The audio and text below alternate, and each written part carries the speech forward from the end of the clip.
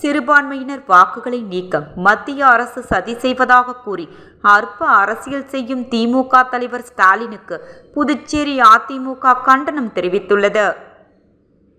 இது தொடர்பாக புதுச்சேரி அதிமுக தலைமை அலுவலகத்தில் செய்தியாளர்களை சந்தித்த மாநில செயலாளர் அன்பழகன், இந்திய தேர்தல் ஆணையம் சிறப்பு வாக்காளர் பட்டியல் திருத்தத்தை அறிவித்துள்ளது. இதை அதிமுக தலைமை வரவேற்றுள்ளது. அதனை பின்பற்றி புதுச்சேரியில் நடைபெறவுள்ள சிறப்பு வாக்காளர் பட்டியல் திருத்தத்தை புதுச்சேரி அதிமுக வரவேற்கிறது.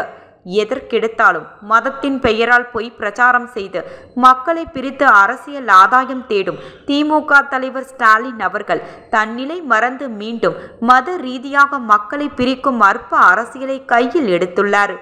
சிறப்பு வாக்காளர் பட்டியல் திருத்தமே துவங்கப்படாத நிலையில் சிறுபான்மையினர் வாக்குகளை நீக்க தேர்தல் ஆணையமும் மத்திய அரசும் சதி செய்வதாக அபாண்டமான குற்றச்சாட்டை கூறியிருப்பது கண்டிக்கத்தக்க ஒன்றாகும்.